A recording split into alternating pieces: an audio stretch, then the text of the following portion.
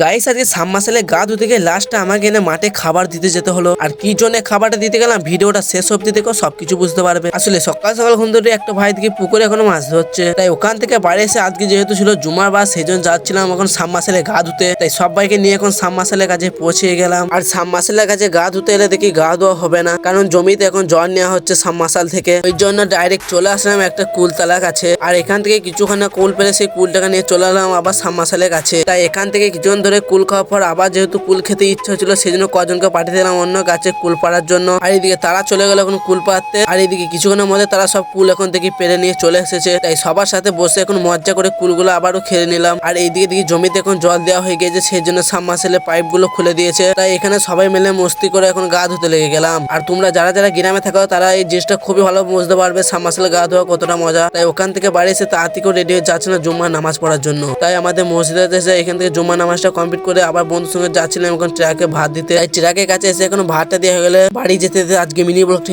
শেষ করলাম।